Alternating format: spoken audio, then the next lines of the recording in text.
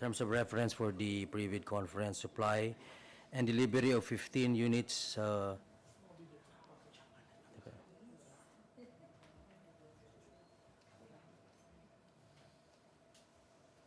Mr. Chair, for records purposes, for the information of the committee, there are no prospective bidders joining the conference as scheduled, physically and online. But we will still proceed as scheduled po. Proceed. Thank you, Mr. Chair. So this is the title of the project.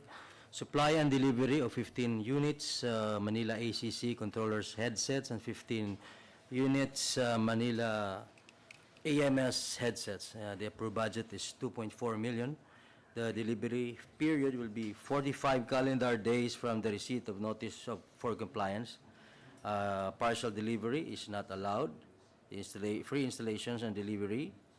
The delivery location be at CAAP head office warehouse. And note, delivery must be made only from 8 a.m. to 4 p.m. during regular work days. A written notice must be sent to the official email address of the Procurement Division and Supply Division at least 7 calendar days prior to the intended date of delivery. A confirmation of availability of concerned office must be received by the supplier before proceeding with the delivery.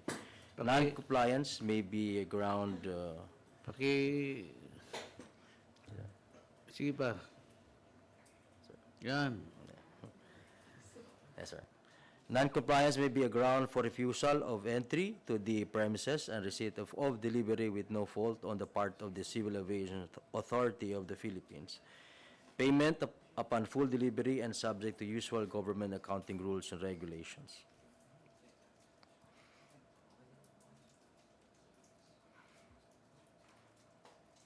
The technical specifications for Manila ACC, the microphone frequency range from 100 Hz to 10,000 Hz. Sensitivity is from -40 decibel BPA, 1 kilohertz.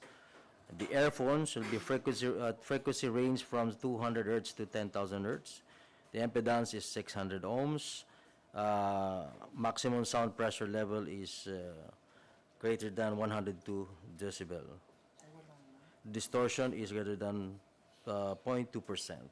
The PTT button, the dimension, PTT 13 is 108 by 40 by 20 cubic millimeter.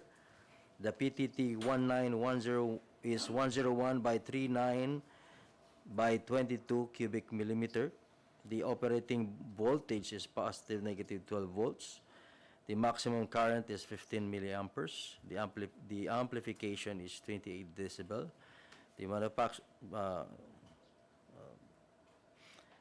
manufacturer as of this time being used by the operation is Intradex. It must be compatible with that.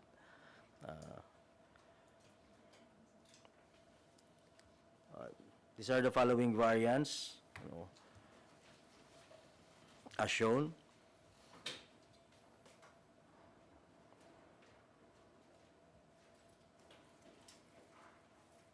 The V00, V01, V02, V03 variants. As to its general data, the mechanical data mass is 215 grams. The cable must have 8 wire. The environment temperature must be -20 to 70 degrees Celsius. The relative humidity or without humidity is 10 to 90%. The protective class is IP43.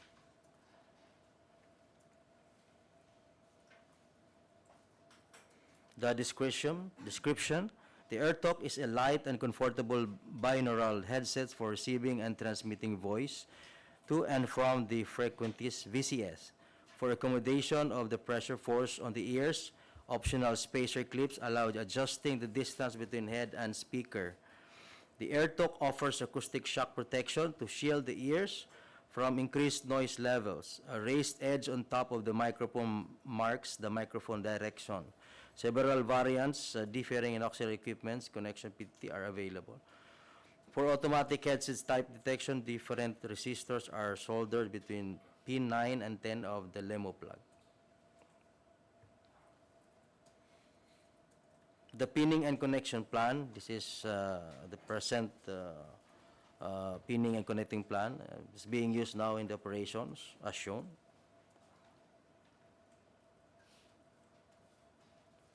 Now, to proceed with the technical specification for Manila AMS,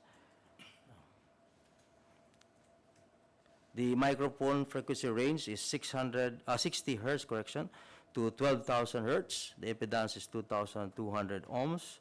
The sensitivity is negative 47 decibel VPA, 1 kilohertz. Pattern is electret. The directional is noise cancelling. The frequency range is 100 hertz to 10,000 hertz. The impedance is 600 ohms at 1 milliwatts and 1 kilohertz. Sound pressure level is 91 decibel, 1 milliwatts and 1 kilohertz. Sound intensity level is 300 ohms. The pattern is yes.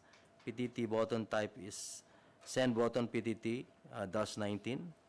The life cycle minimum 10 million cycles. The protection class is IP43. The cable is HS 95 centimeter. PTT is 15 centimeter coil cord. 15 centimeter open end. Housing is PCABST 45 block. For the physical interfaces, push-pull 10-pin connector. The general data, weight is 205 grams, including PTT button. The headphones features binaural two ways. Connectivity is cable with PTT. This is all, Mr. Chair.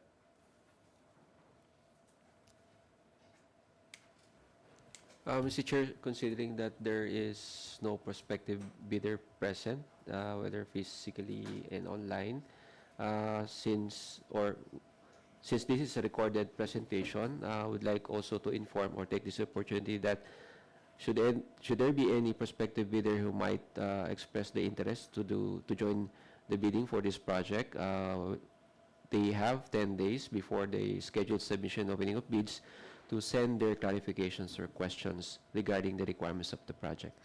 And with that, Mr. Chair, we can now formally close the pre-bid conference for the project and move on to the next items to be discussed po.